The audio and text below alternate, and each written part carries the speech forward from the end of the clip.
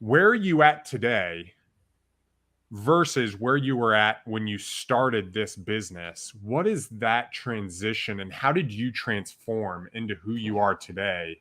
And what was that journey like? Because my guess is the Gabe was not always the badass that he is today, right? My guess is that Totally. Gabe had a journey and a process. I want to know some of that stuff. Yeah, guys. So here's one of the things that people don't know, or that if you don't remember, that I came from just a regular construction background. I had a couple businesses before that. I had an auto glass shop. I had some other things. And so one of the things that I dreamt of is just not having to be so active all the time, running around on different crews, even though we had our systems lined out. We were doing this whenever, there just wasn't as much internet access to things. Also, there wasn't apps for every single thing. Like nowadays, there's an app for everything. With my contractor crews now, we have 2 different apps that they use, and I just log into their system and I can see what they're doing, right? And it's really cool. All right, so they just send me stuff and we're good to go. Well, back then, man, it was tough. Like I still had guys. I mean, even now, I got guys sometimes write stuff up on paper and take pictures of it. I'm like, look, that's not how we do it anymore. Well, back then, man, it was tough. I mean, we still had carbon copy type things, and papers and stuff like that. So I just saw the transition and I go, look, for me to take that leap, I'm going to have to do all these things, right? I'm going to have to update all of my systems, build out my business in a different way, do all this stuff. And I'm like, or I can pivot right now and I can start looking at other avenues. And I've always wanted to be involved with real estate. It's just one of those dreams that I just thought was really cool to have multiple properties. And so what I did was slowly start getting educated. I paid for some national training programs and stuff. Didn't know what I was doing, got on some conference calls, went to networking groups, started meeting people, and started getting my database. And so here's step number 1 that I would say in my book. If you want any form of freedom or financial freedom in real estate investing, and I think this goes for across the board, but if you want to be involved long term, you have to think long term. And you have to not just think about it going, what are my goals long term, but what does my network look like long term? Now, we talk about network a lot right now. We've always talked about it on this podcast. It's the thing that's transformed our life. And that's the reason why we do this, because we love talking with people and helping people grow.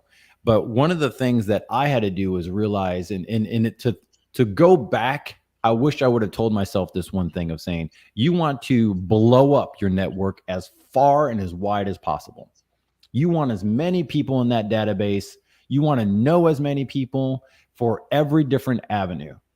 And I remember I ran into some people that were just totally negative towards me. You don't know what the heck you're doing, all this stuff, like downgraded me. If I would have known, I would have eliminated all those people like right away. At the time, I was, not knowing anything, and I'm going, well, maybe they're right. I don't know what the hell I'm doing, right? Like, I don't know what's going on. How do you distinguish from that, right? Like, as you're trying to build that network, that's a good question. Sometimes those people, at least for me, bro, like sometimes those people initially you're like, just like you said, maybe they're right. Maybe I'm missing something. Like, is there an energy to look for? Is there a quality to look for? They're totally. Here's the trick. The moment someone says secret sauce to you, they're full of it. Okay. I mean, here's the thing. There is no secret sauce. It's mindset first. Right? That's the secret sauce. There's nothing else after that. There's not, there's a certain program, there's a certain strategy, there's a certain whatever. It's literally, if you have the mindset. And one of the things that we talk about on this Power Play podcast, and we talk about it off site too, is going, look, whatever you choose, if you go after it long enough and hard enough and you're serious, you will succeed. That's just what it is. And I think what happens is we have this network of people around us that we need to blow up, and we don't know which ones to bring in. And I would just say, hey, which one do you vibe with? Which one do you have the same energy with? Which one that's going to be encouraging, and going, okay, cool. I'm researching the same thing also. That's great. The second thing I would have done differently to help me, that would collapse my time and I can multiply my time. So collapse the timeline, but multiply my personal time, would be to either hire or get along beside the biggest, baddest person that you have connection with, and just go, I don't care.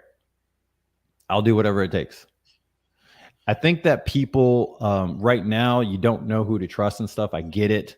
But if you find someone that you vetted, they have the properties, they're walking with these things, maybe they're online, they're helping other people do it, then get along beside them as fast as possible. And what that does is you're collapsing timelines, because one of the things I've realized that we don't have in real estate investing, unless you have a big office or you're part of an acquisition team with a big office, is that there's not the overlay of conversations that get to happen. You know what I mean, Ronnie? Like we don't have a lot of that overlay of conversation where you have, 5 people in the office and they're able, dude, I just got off the phone. This is what happened. Really? How are you going to approach that? And that's how you collapse time really fast. So if you want to know just wholesaling, be part of a great wholesaling team. Go be part of someone else's and help them blow up, help them be great, right? Help them grow. It's just going to help you grow. Well, right? And network, like what you said, the more people, guys, what Gabe said, rewind that and listen to that, because he said, don't just think about long-term goals, right? Don't just think about long-term goals. Think about long-term relationships, right? Who are the 100 people that could blow up your business, and who do you need to get in contact with? When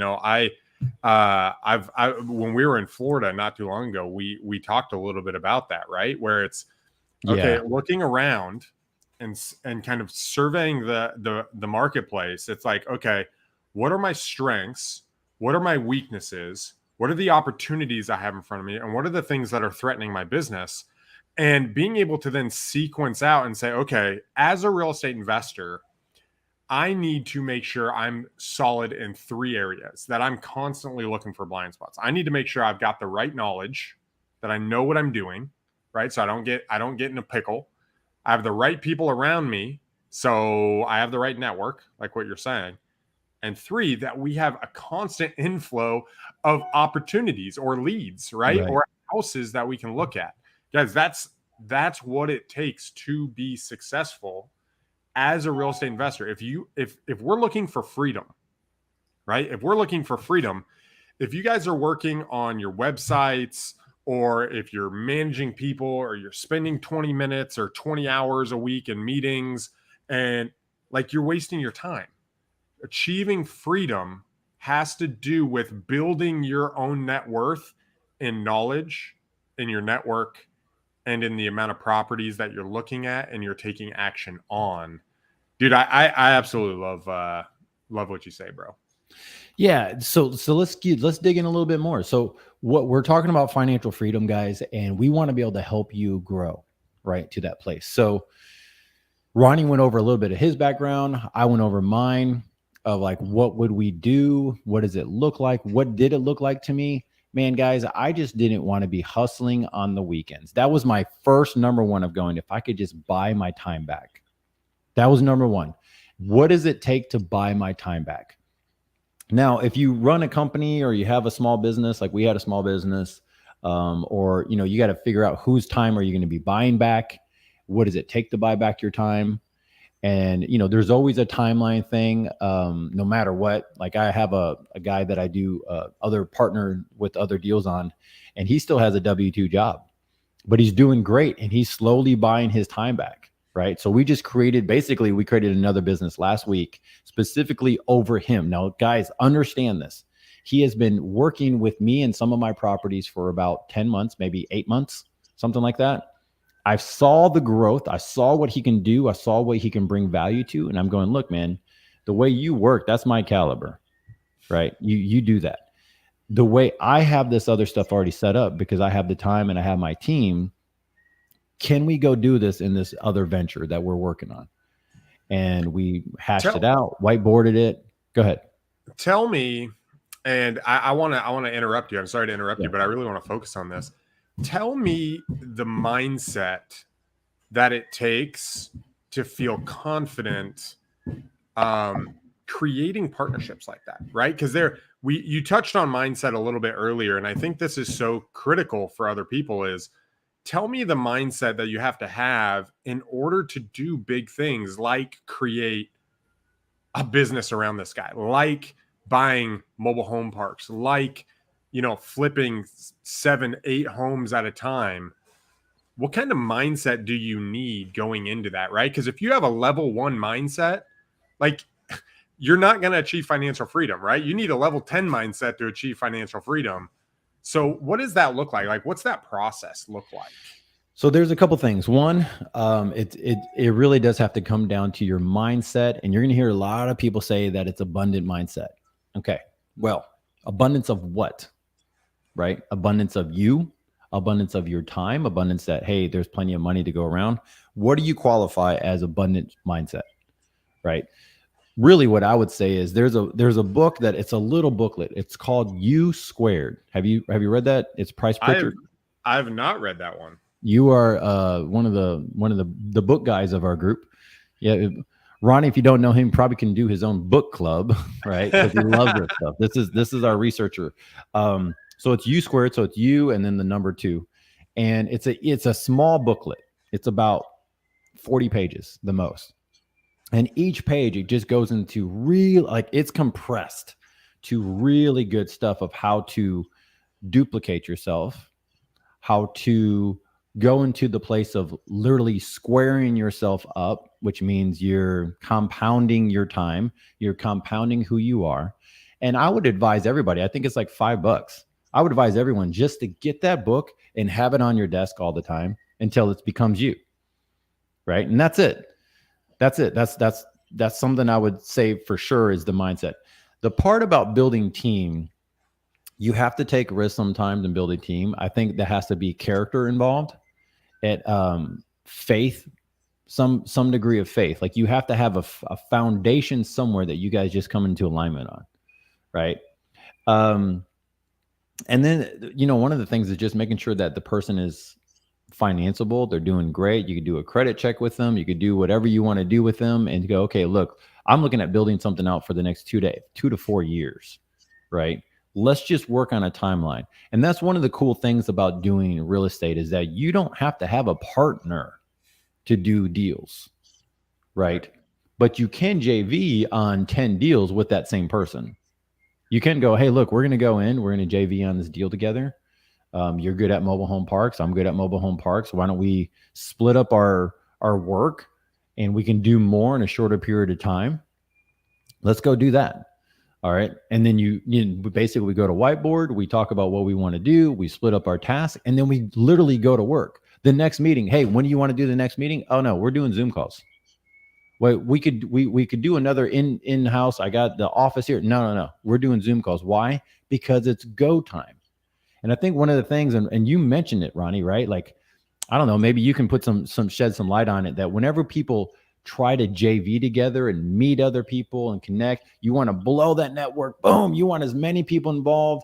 Why? Because you need to know what to do, where to do. You need your database. You need people in this phone, from your AC guys to your techs to wholesalers to everybody else, right? You mentioned about deal flow. You need a lot of stuff going on.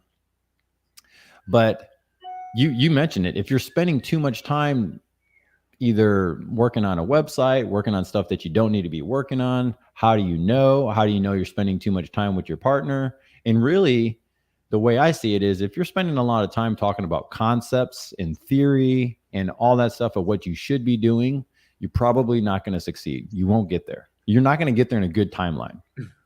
Well, and if I might piggyback on that, guys, if you're looking for freedom by not doing anything, real estate is not the industry for you. Real estate is an industry that rewards people who bring value.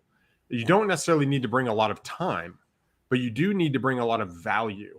And That's value good. can be found in one of 3 ways, especially as you're getting started. Value can be found in the time that you have. It can be found in the knowledge / resources that you have, or it can be found in the money that you're willing to deploy, right? Like it's knowledge, time, and money. And so if you take inventory of where you're at in your life, right? If you're brand new, you might have a lot of time. Or you might be working a pretty solid job. You might not have a lot of time. You've got a pretty big nest egg set up. You're not sure how to start your own business and you don't have a lot of knowledge. So you can partner with somebody who has an operation going and who has the knowledge, and you can bring the money to the table, right? Or you might have the knowledge and you might have the money, but you don't have a lot of time. And so you're willing to be the go-to person for another person and be in proximity, because as Tony Robbins says, proximity is power, right? Yeah. There is power in being around people who are in go mode. And so, guys, when you're thinking about freedom, when you're thinking about what freedom means to you and taking inventory of what Gabe said, he said here, like, what does abundance mean to you? What is abundance mindset?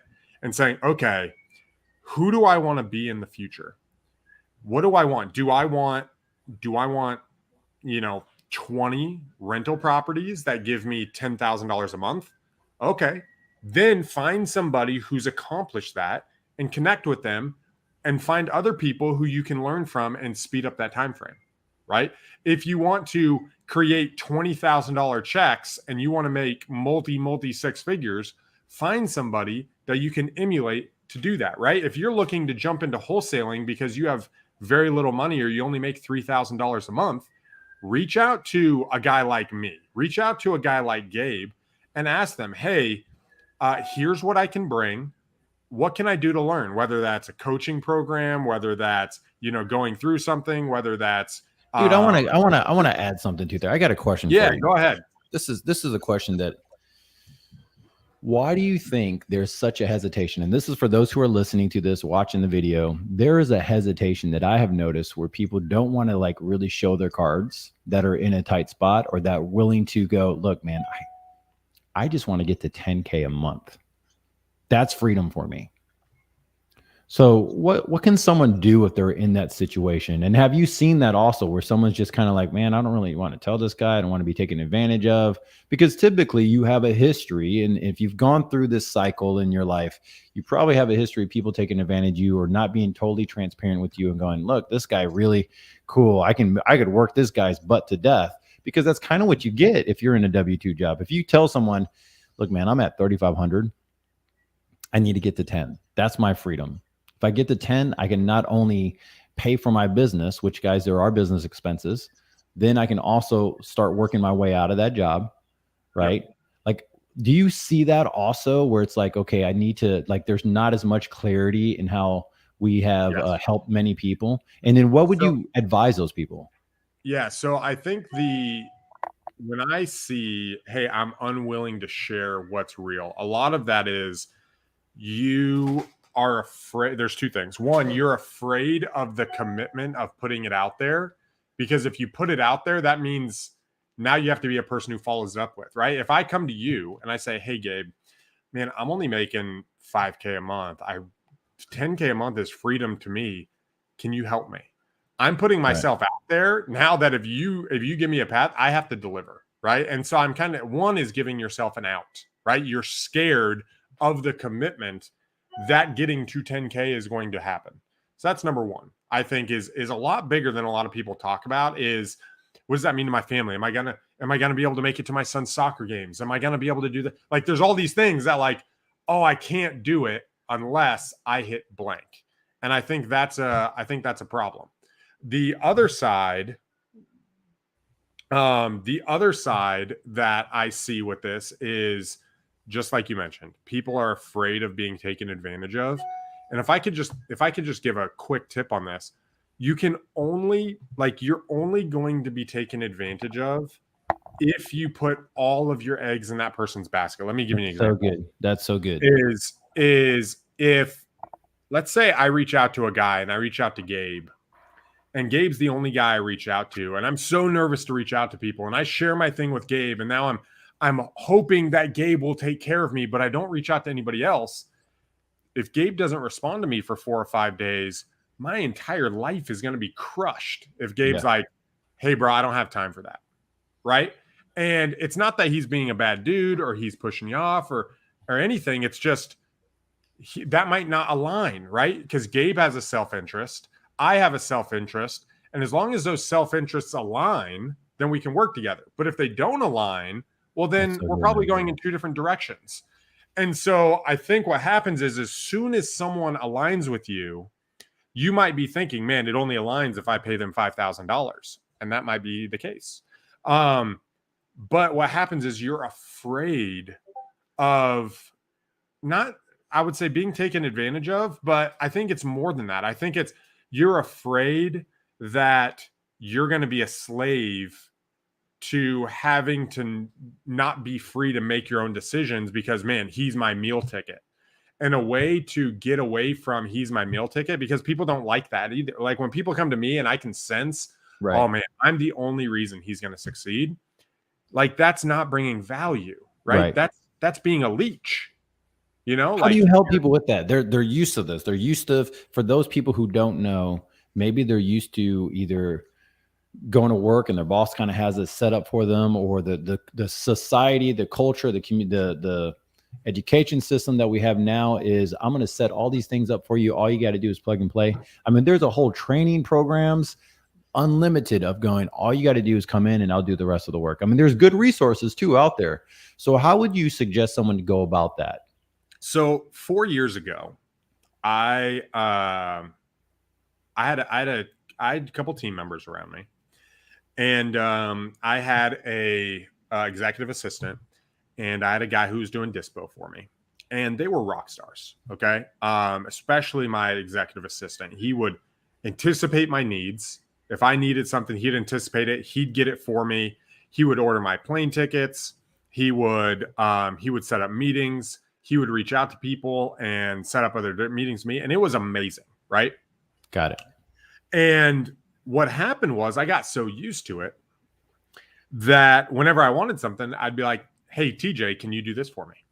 Right? Hey, TJ, can you do this for me? And it was good. But what happened was I lost during that time my edge on being able to go ask people those initial questions myself.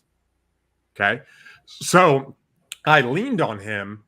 And as I leaned on him, I was working on my stuff. But as I was leaning on him, I lost the capability of going out and asking because I didn't know what I didn't know. And that caused fear inside of me from reaching out to the hard money lender, from reaching out to the private money guy, because he always initiated that conversation. And so what I would say is that how do you do it? You have to get used to opening up new conversations and putting what you want out there in front of multiple people, right? If you want to do deals, start calling sellers and getting used to talking to multiple people. If you want to build a network, start asking people in your community where investors meet. When you're at the place, be like, hey, what do you have going on? This is what I got going on. This is what I want. And you have to kind of work that muscle. Right. And as you work that muscle, it grows. But if you outsource it, right? If you're the type of guy, sorry guys, I'm going to throw you under the bus, that you're expecting your wife to do everything, right? Like if your wife does all of the management at home and you're just doing your work, guess what? When she goes on a 2-week vacation and you got to do your clothes, you're going to be like, what button do I press? Right. That's the same thing that happens, I think, for people is they're not able to stand on their own 2 feet and be like, hey, let me ask for what I want. This is what I'm looking for and going. And I think that's a key aspect is, guys, you got to be self-sufficient, right? Like you have to be self-sufficient. You can get help, but they've got to help you. You can't allow them. So this is good. This is good, guys. For those who are listening, this is something that you can repeat that last part, right, and really listen to it and look at it with the lens of hearing that you have to be resourceful with what you have, right? And that's kind of what we're going down this path of, like, how to be financially free in real estate investing. You know, we could boil a lot of stuff down to just be resourceful with your time. Right? Be resourceful with your money. Be resourceful with We're talking about the value that you bring and really look at it. I used to tell people that, like, you got to go grab the gold from the past, right? If you're a teacher, right, and you're good at communicating with kids and parents and stuff like that, use that skill for moving forward. Right. So my wife came from the teacher background, so I could share that. Like, she has a skill of communicating. And what does teachers have to do every year and multiple times a month is do educational planning curriculum. They're planning out, this is what you need to do next. This is how, and you're layering stuff in, right? Like, we got to learn the ABCs before we learn the other stuff. We have to learn this. And so it's the same thing we do. And one of the things I realized that as my team gets bigger, the more I have to cast the vision of going, okay, guys, this is the vision. How are we going to layer into that? What do we need to do? What are our first steps? Okay, we're going to be over here. What are we going to need? And we just reverse engineer it and go, okay, this is what we're going to need for right now. The other part is we still take action today. Like, we did a big meeting yesterday. It took a long time, but it's really probably going to set us up for the next 2 to 3 months worth of work that I lined out yesterday. And then we know that as we get into the weeds of one project, it's going to have some delays where, oh, well, we didn't know oh, cool. Let's do that. Okay, great. Grab this other deal, grab this other stuff. And then that's how that machine gets going. But it all starts with being resourceful up front. Right. And that's one of the things, guys, that so I sat with one of my money lenders. He's a CFO of a big company. And I go, hey, what have you noticed with guys like me? And so he talks about different CEOs that he's worked with, and, bigger, heavier weights than me that work like 30, 40, $50 million companies. And he goes, one of the things that I see in you, the same as them, is the resourcefulness with what they have. Like, they're just able to move things around quickly and see the opportunities and move forward. Now, what does this have to do with financial freedom? What does this have to do with getting your time back? Right? Or spending those weekends with your kids instead of at work, right? Or on someone else's business and you're working on your own business. What does that all have to do with it? This is one of the key things you have to learn, is being resourceful with your time and with your money, because there's only so much. And every dollar that you put into your business that doesn't produce a return, that's a dollar gone. Like, you won't ever see it again. So that's one of the things that we all have to do. I've seen big companies do it. Small companies go, look, is there going to be a return? Is the juice worth the squeeze on this thing? Do I need to buy this app? Do I really need this app? Do I really need this program? What's the thing that's stopping me from going down there? And you know what you can do? This is a cool thing, guys. You literally call up your other friends that you build networks with, and you go, look, let's just JV on this program. Look, I don't mind saying that. I am serious. All right. If you're just getting started, you don't have the capital to spend on everything that you really need. It's just what it is. You might need a researching program that the other person has. They only need like 500 addresses because they're really selective, and you want the rest. So just do it. It's okay. You know why? Because it's going to get you to that next step. And then you will eventually be that person that says, you know what? I need everything, right? I need all of this list pulling software, because I'm going that big. And then you go and you try it out. And so there's a reason why there's trainings and 7-day trials, 14-day trials, stuff like that, that you can do trial things. But once you're in it, that's one of the major things, especially in this recession time where people are going through, okay, tightening their belt in different areas. I mean, big companies are doing it right now. So why not look at it the same way? Go, how do I become resourceful with my dollar? Ronnie, I need to buy this program. Do you already have it? Yeah. Do you mind if I go and dig around real quick? I'm not trying to steal your stuff. I just want to know, is it worth it? Do you mind doing a 30-minute call of what you can? How many times have we done this, Ronnie? You and me, just you and me, not even our whole group, going, dude, how are you using that? Let me just get on a quick Zoom and show you. Sweet.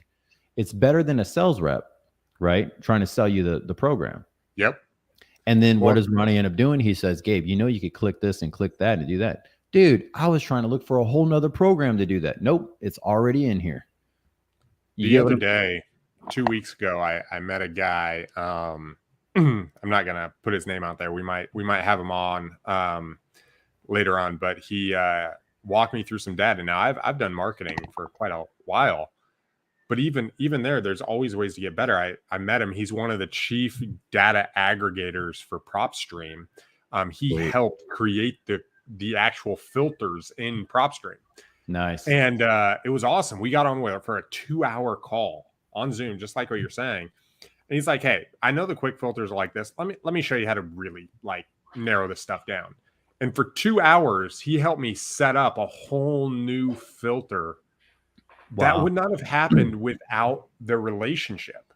And you know what happened? Like, it was awesome. That's crazy. We connected a week prior over a whole nother service, and he was visiting his mom, and we just connect before I even knew who he was. We talked for like 30 minutes just about his personal situation and this and that. Before I even knew who he was, well, all of a sudden we created a bond. He helped me. We talked about it. I bought some services from him, and we just kicked it off. All of that's networking. Gabe, I want to ask you. That's so cool. No, I appreciate that. I wanted to ask, in freedom and kind of in line with building your network towards freedom. And also, when you're building your network, you're constantly thinking, okay, who should I reach out first? Should I reach out to this? Should I jump on podcasts? Should I reach out to people individually? What do I have to value and offer? There's all these questions that I know you've gone through and I've gone through. Right. And I feel like you have some, even for me, like, where would you start putting together the sequencing for relationships? Like, if you were, and maybe I'll go for me, right? Like in my scenario, at a high level, let's talk to the high level guys, right? Like someone like me is, I moved into a new market 3 years ago. I'm already building connections. I'm interviewing people on podcasts. I'm connecting and networking with other people. How would you process sequencing that out for building that network? What would that look like? Like, tell me how you would walk through that. One of the things that I would do that I've seen work really well is you have to hit the community really hard. Like, where everybody knows there's a new guy here. And mentally, I would approach it in a way of going, I've seen people do it because I run a networking group, right? So I've seen people when we're doing these events and stuff. You have 200 people in a room and you can see half the group that's never networked before, right? So I would approach it in a different way. I would approach it before I would go, oh man, I'm a new guy to, let's say, mobile home parks. I'm a new guy to here. I have no clue. I would approach it in a different way. And I've seen it work. Every time I've seen it work, guys, is that you go and you say, hey, look, I'm new, but man, I'm hungry. I'm new, but I'm hungry. All right. Because everyone understands that language. And then you have to back it up and you go, okay. And then you go to the next event. You're at a new place. You're on something else. You're connecting with more people. And you're saying to yourself and to anybody else, hey, I'm new to this space, but I'm hungry. Like, I want to know it. Right. And I think what that does is it helps you to get into the community, and then you get to know who are the players, who are the big ones, who are the small ones, who do you want to connect with, who do you want to really build relationships with. I'm new, but I'm hungry. All right. Because everyone who's at the top understands what hungry looks like. Like, that's why I'm going to JV with this other guy, because I know what he's hungry and I'm hungry towards this one project. And I'm like, let's freaking do this thing, man. We both have the same language. Would you say that hungry is a common thing, whether you are brand new or whether you have 40 million under management? Like, would you say that no matter where you're at in the spectrum, right? I have 100 units or I have none, that people are looking for people who want to do the next big thing? Like, is that a common element, or does it change? I think it does change, because I do have other partners that I'm with and other people that I do deals with that they're not as hungry as I am towards certain things. When I say like the momentum, the people get comfortable at different layers. Like, if you're comfortable with having, $10 million in net worth and you're like, okay, cool, I got that. And I know these guys, some of them are great friends of mine. Right. And they have, 80 doors and they're fine. And they're like, they've reached their goals and everything can be accomplished with what they have. Then, they might not be out there going, okay, I want to go after this thing. Let's do more. Right. For me, I get bored I'm 41 years old. I have a lot of cool things that I want to accomplish with my life. I have just kind of like that inner burn of going, okay, there's more I could do. I got 3 kids, great family life. My wife has needs. I have needs. Like there's just stuff that I'm like, you know what? It's going to be a while. Right. And then once I accomplish that, I'm going to go and I'm going to look at it and say, what else can I accomplish? Right. That's just who I am. But that doesn't mean that someone who might be a little bit more comfortable and a little bit more relaxed doesn't need someone who's aggressive, who's hungry, who's resourceful. If you're just getting involved, right, and you want to know this stuff, right? So what I would advise is go after it with that place of saying, I want to know all the players and I want to show that I'm that person, right? Well, I don't really want to work in this, but like, dude, I don't need any more houses. Go look. I get it. Maybe you don't want any more. Maybe you're comfortable, if you found that guy, right? So what are you working on right now that energizes you? Just ask.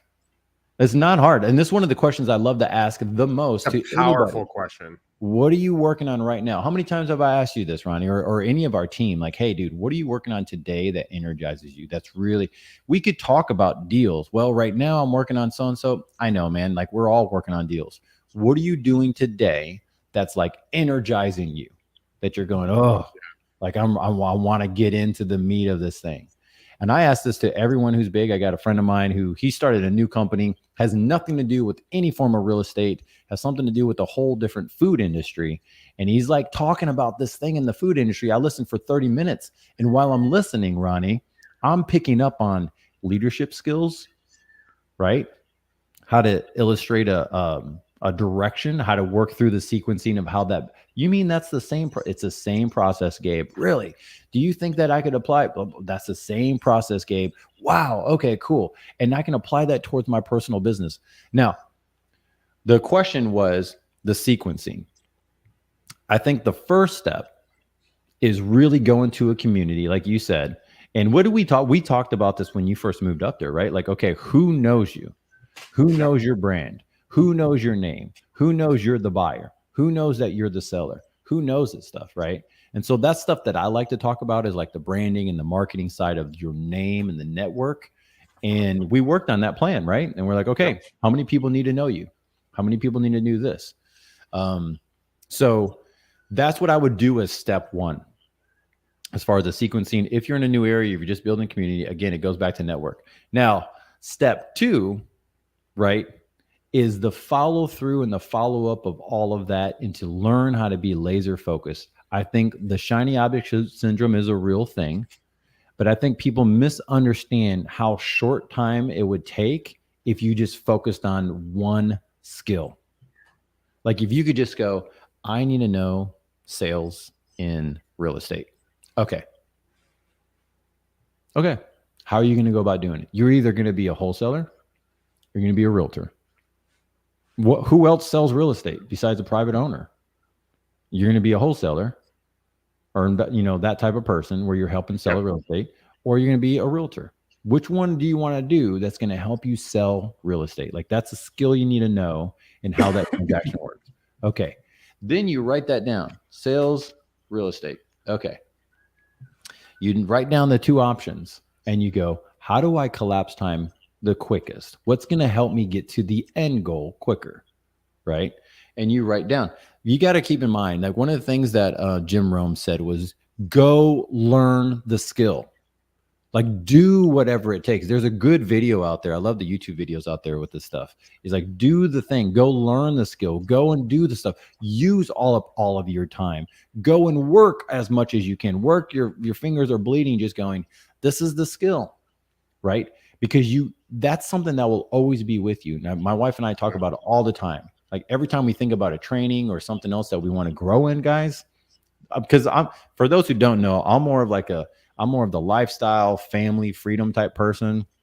I like nice cars. I like vehicles. I like cool stuff like that. But really, I love my time with my kids. Like we have 3 tournaments every weekend back to back, and this weekend's the last one.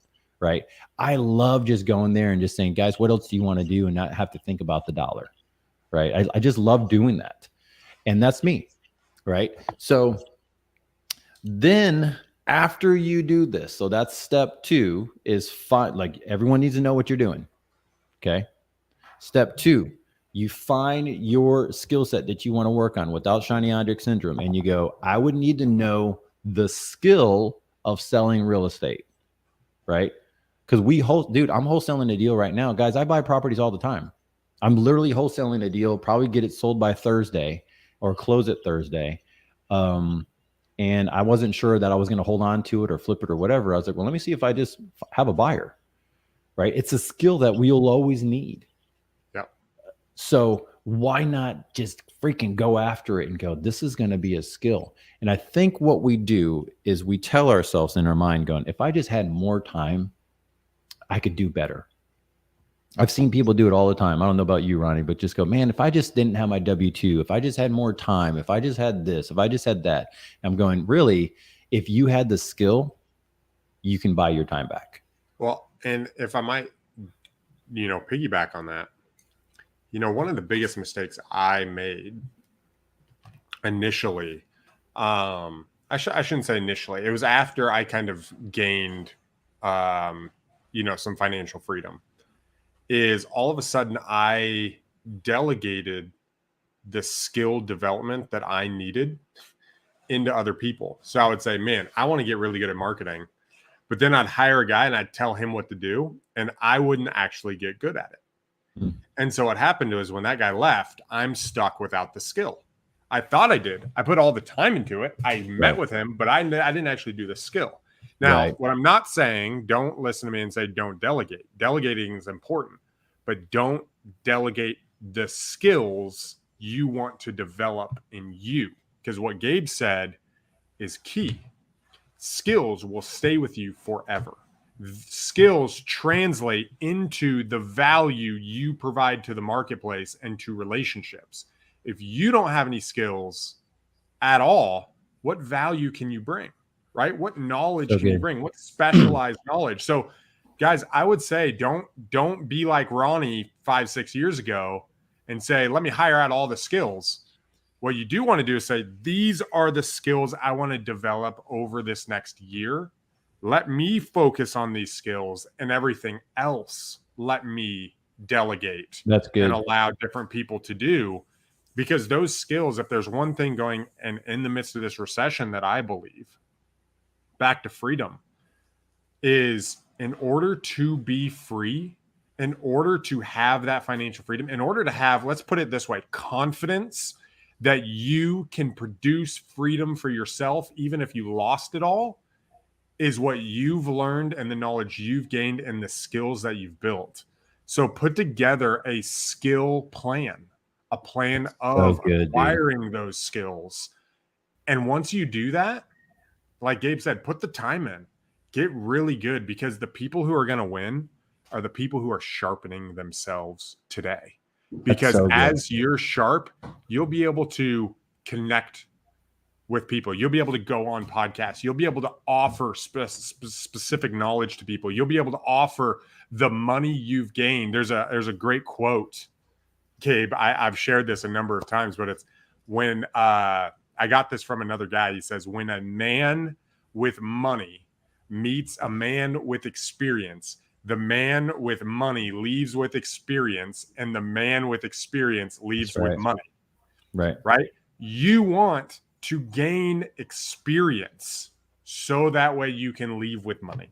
Right? And accomplish that freedom. So, man, I love that's really good. Dude, that's really freaking good, guys.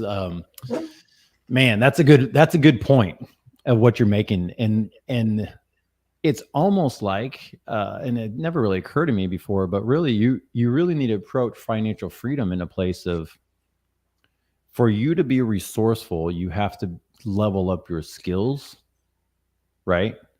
And to be focused on those skills that you need to acquire. So it's almost like creating a list of going, I need to know these 6 things, right? Or 7 things or 10 things. And then you put those into sequence and go, you know what? Marketing's great, right?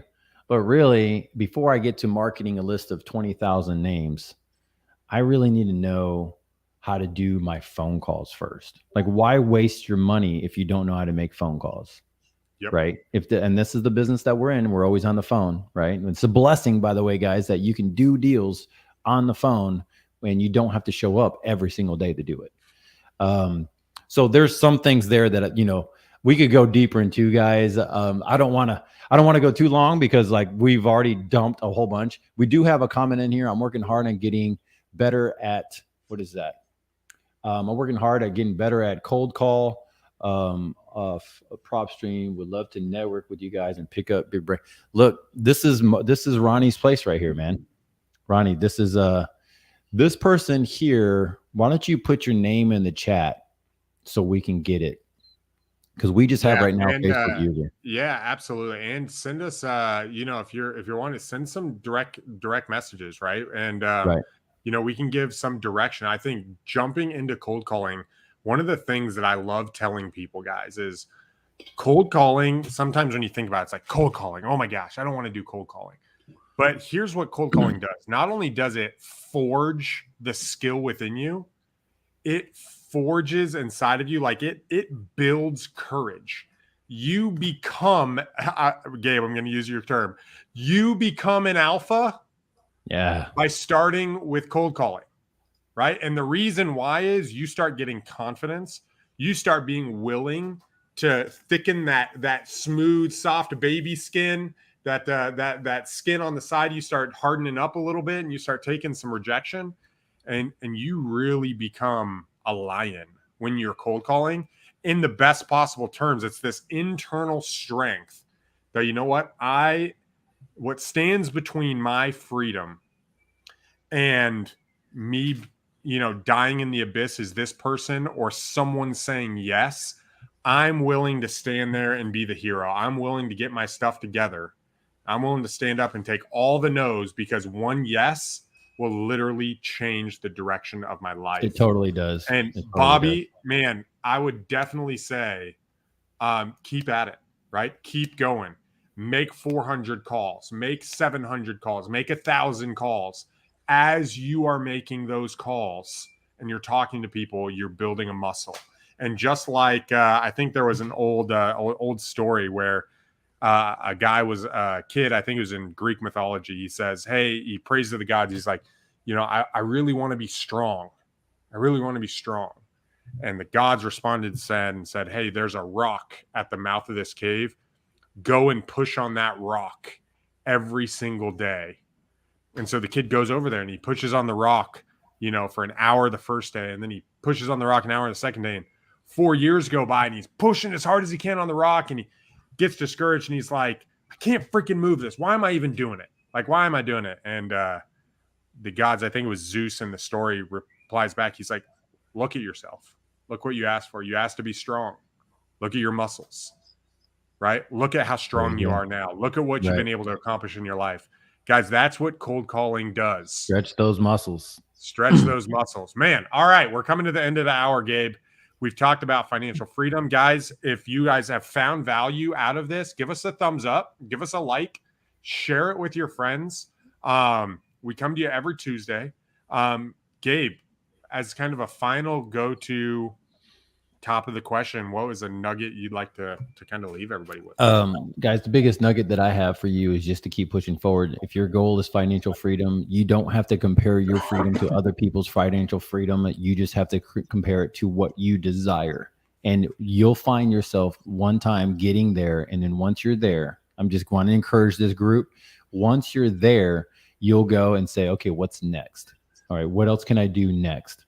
Right. And so there's a level up, but right now you have to put in the work, you put in the time, and it's worth it. You never know when that great deal's around the corner and boom, you're up 150, 200K, 300K, 400K, just by pounding the pavement, getting it done, staying consistent. Dude, that is so good. That's so good. Guys, cool. I think really when it comes down to it, figure out, here's where I'm at. Call an emergency meeting with your family. Call an emergency meeting. Say, yo, we need to take a break. We need to take a time out. We need to look at it. Have some vision. Say, this is what we want to accomplish. This is what freedom looks like for us. And start casting some vision in your life. That's what we talked about, casting vision on what your relationships look like, what your money situation looks like, what your family looks like, what freedom looks like. Cast some vision and then make some predictions, right? Start going out there, say, you know what? I'm going to connect with 20 people. I'm going to connect with 200 people in the next 6 months, and start doing that and start taking those steps.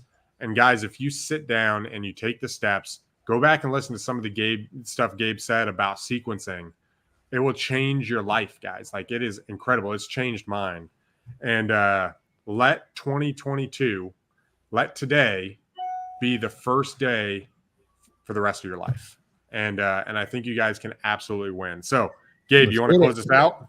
All right, guys, thank you so much. Like us, share us. If you have any other questions, you want to bring on any other people for us to interview and for us to help you go forward, connect with us. You could private message us on Facebook. We're on YouTube. We're on everything. So that's it, guys. We'll see you later. Peace.